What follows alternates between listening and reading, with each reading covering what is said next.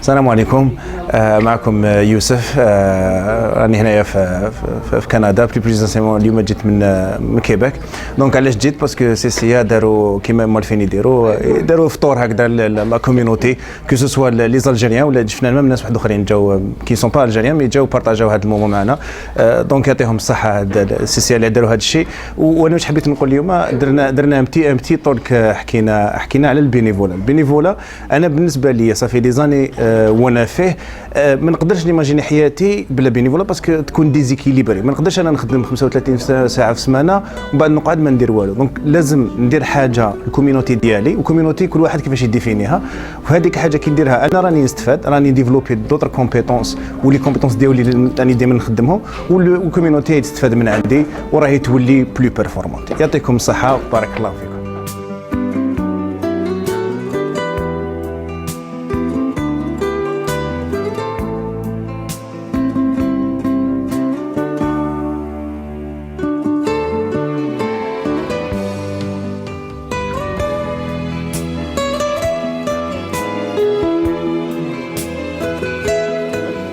On va revenir à la période de l'université. Moi j'ai fait l'université d'Abzoar à Alger. Puis je vais vous raconter une histoire qui m'est arrivée là-bas.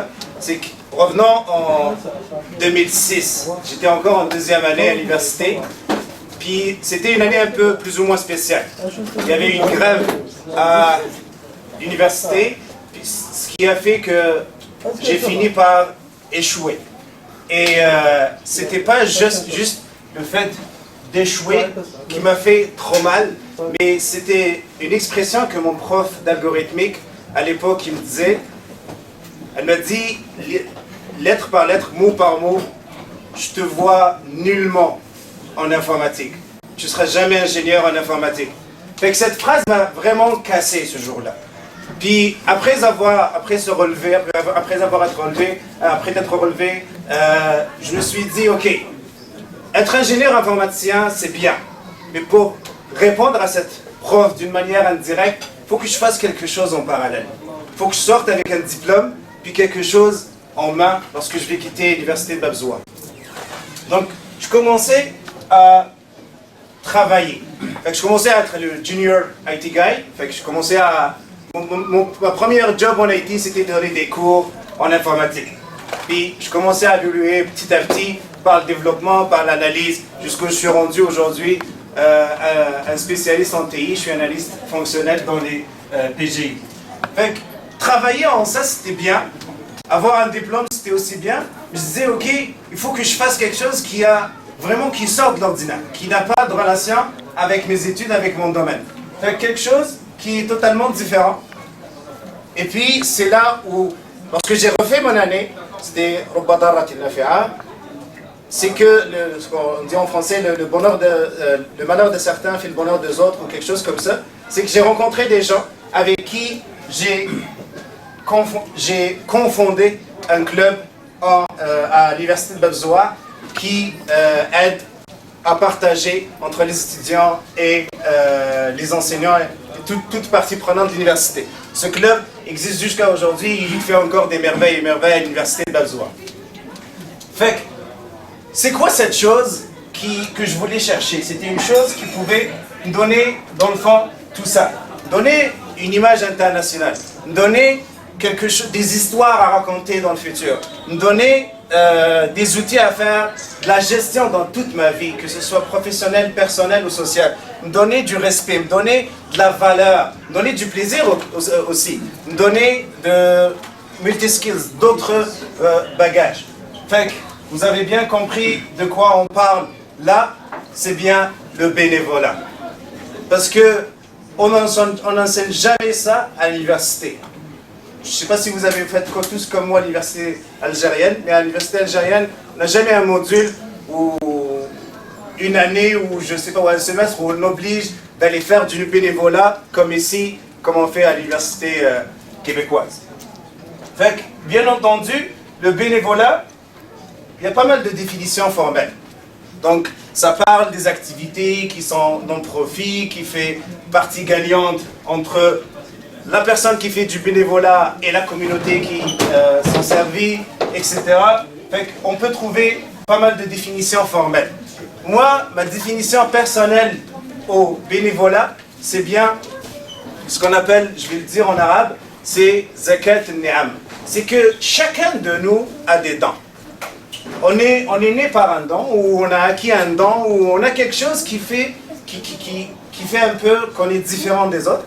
Fait que, je sais par exemple donner des cours, je sais par exemple traduire, je sais par exemple, on a toujours cette technique, ce skill, je sais pas comment on dit en français, cette compétence, voilà, qui est un peu spéciale et qui peut servir à plusieurs gens. Fait que le temps que j'investis dans cette technique pour une communauté, pour des gens, je suis en train de faire cette zakat, je suis en train de montrer ma gratitude envers mon créateur qui m'a donné cette compétence. Donc c'est ça ma définition du bénévolat. Puis la question qui se pose aussi, pourquoi on doit faire du bénévolat? Il y a pas mal de gens qui disent « Hey, écoute, moi j'ai ma 40 heures, 35 heures par semaine, je suis bien correct avec ça. Fait que, pourquoi je dois m'obliger à faire d'autres choses qui vont peut-être prendre du temps, m'ajouter du stress ou faire d'autres choses dont j'ai pas besoin. » Fait que, je vais partager avec vous 3 points que moi personnellement j'ai trouvé dans ce monde de bénévolat durant 10 années. Fait que, la première chose, c'est que le bénévolat, c'est un monde où on peut apprendre à low cost, tarif minimum. Fait que, on prend un exemple. Je suis dans une organisation, peu importe cette organisation, ce qu'elle fait, je peux faire des erreurs. Je peux ne pas réussir, par exemple, à aller avoir des commandites avec des entreprises corporatives. Je peux faire pas mal d'erreurs et à la fin de la journée, il n'y a pas un mort d'homme. Il n'y a pas quelque chose de grave. Par contre, si je suis un marketeur qui travaille pour Deloitte ou qui travaille pour une agence qui est renommée, ou si c'est ma job, ben je risque d'être viré parce que je n'ai pas fait ma job. Fait qu'on peut apprendre dans le bénévolat avec un tarif qui est très bas. D'accord? Donc ça, c'est le premier point. Et comme c'est écrit ici, mistakes are opportunities to learn. Fait il ne faut pas avoir peur d'entamer le monde de bénévolat, de dire moi je ne sais pas faire ça, ou je ne sais pas faire ceci, ou je ne maîtrise pas ça, je ne maîtrise pas ceci, parce qu'on va apprendre. Il n'y a pas mort d'homme si je n'arrive pas à maîtriser. Le deuxième point, c'est que ça va créer un certain équilibre entre ma vie professionnelle et ma vie privée.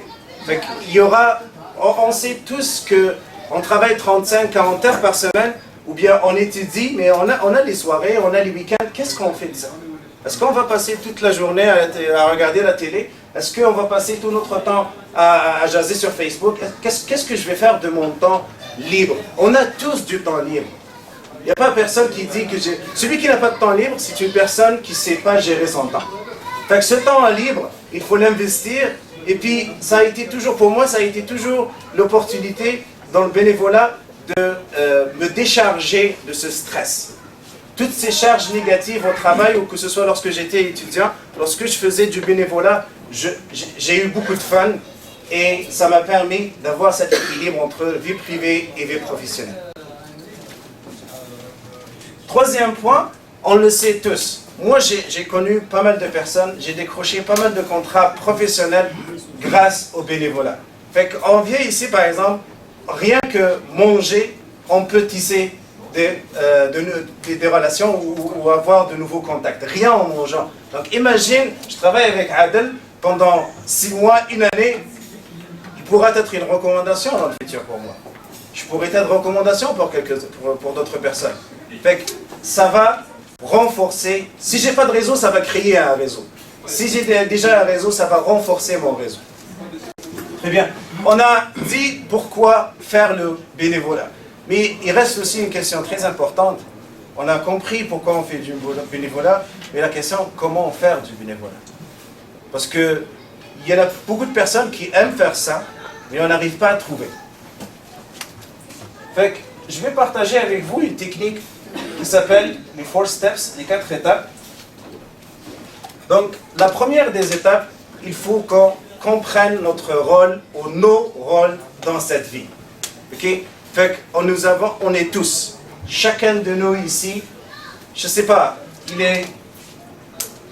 Donc vous avez essayé de faire ça à la maison, ça prend 5-10 minutes. Essayez de tracer un graphe, de faire vos rôles pour l'instant avec la performance. Je suis étudiant, je suis aussi quelqu'un qui fait peut-être qu'il a un travail à temps partiel, donc je suis un employé. Je suis quelqu'un de musulman, donc j'ai des obligations vis-à-vis de ma spiritualité. Je suis quelqu'un qui est bénévole, donc j'ai des engagements aussi. Je suis peut-être quelqu'un qui est marié, fait que j'ai des engagements vers ma famille. Fait que ce que je vous demande de faire, c'est de dire c'est quoi vos rôles, et puis sur une échelle de 0 à 100%, dites à combien ça vous prend de votre temps pendant la semaine ou pendant la journée ce rôle-là. Fait que si vous êtes employé à plein temps, ça se comprend que ça prend dans 70% de votre temps pendant la semaine. Fait que vous mettez employé, peut-être ça va monter jusqu'à 70. Donc définir tous les rôles de votre vie dans ce graphe-là, puis on ne s'arrête pas là. Déjà, le fait qu'on comprenne nos rôles, il faut aussi se poser la question, c'est quoi ma performance actuelle ou c'est quoi le minimum de performance? Si par exemple, je suis un père, donc j'ai des enfants, il faut que la performance augmente vis-à-vis à mes enfants parce que c'est une grande responsabilité. Fait que essayez d'abord de définir vos rôles, par la suite, dire combien ça vous prend de votre temps pendant la semaine, puis dire combien je peux donner ici, je peux donner là, et avoir cet équilibre. Ça, c'est la première étape. La deuxième étape, c'est que je dois me connaître. Je dois apprendre à me connaître moi-même.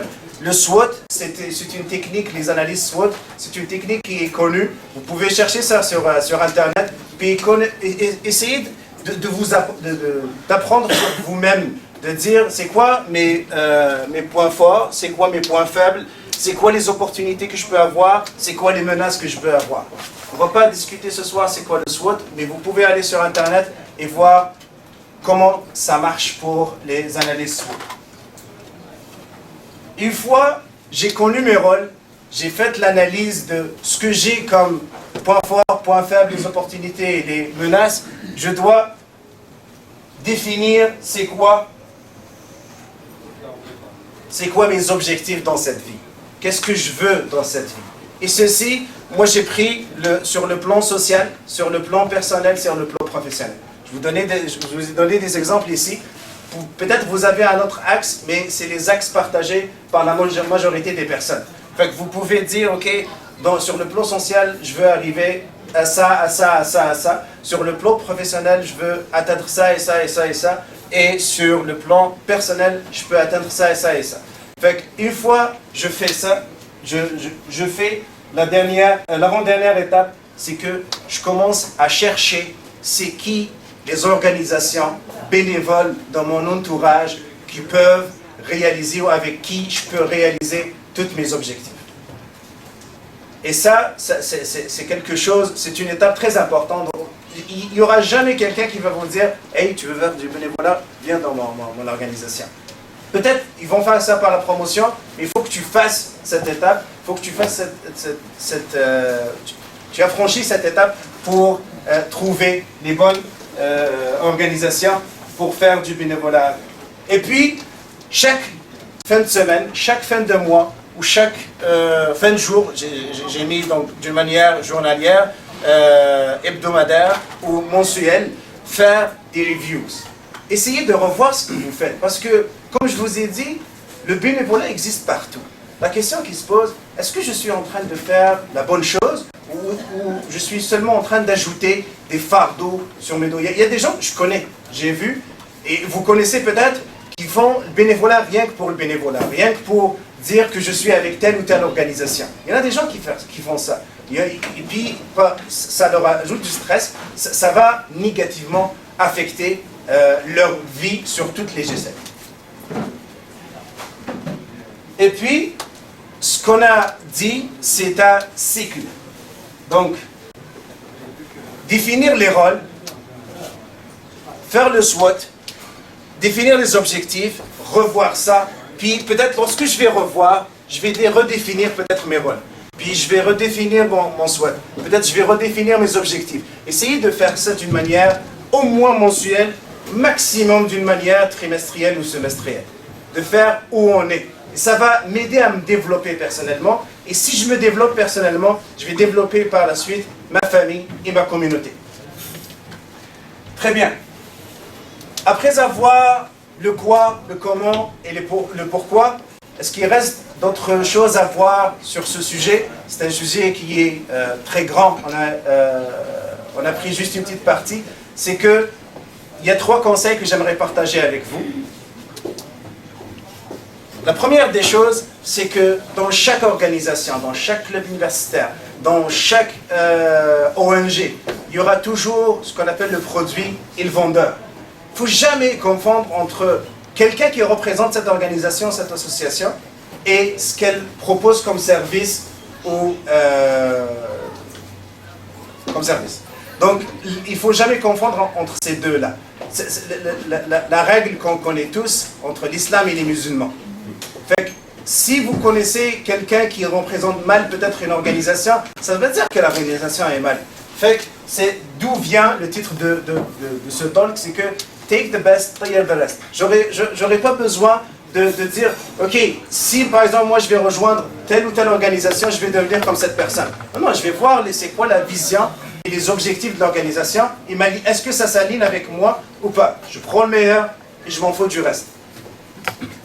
Le deuxième point, c'est, on se rappelle tous de cette image, de ce moment, c'est que le bénévolat, c'est un process, c'est pas un événement. L'Algérie, on était tous au premier match contre la Belgique de dire on est éliminé. C'est honteux. Mais c'est un process. Fait que le bénévolat, c'est pas je fais quelque chose aujourd'hui, puis c'est beau. Moi, en 1982, l'Algérie rebute l'Allemagne. Non, si je fais quelque chose de bien, il faut que je continue. Moi, j'étais sur le projet qui a nourri 500 SDF. C'est bien. Tu fais quoi aujourd'hui? Rien du tout. Fait que c'est quelque chose qui est sur long terme. Et pour finir le troisième conseil, je vais utiliser le proverbe en algérien, puis je vais essayer d'autres fois. Ça nous arrive tous de chercher la montre, et la montre elle est sur notre poignet.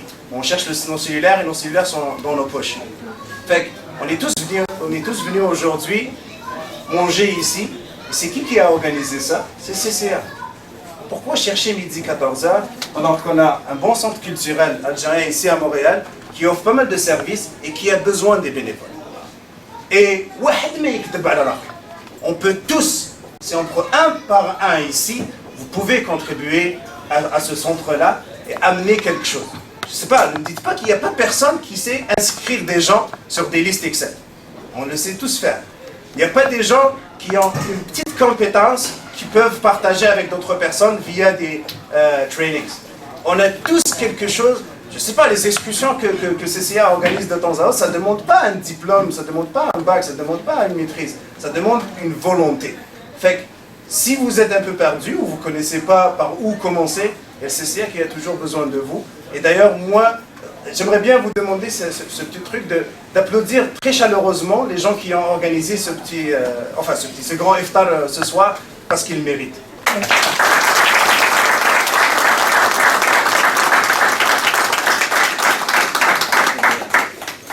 Merci.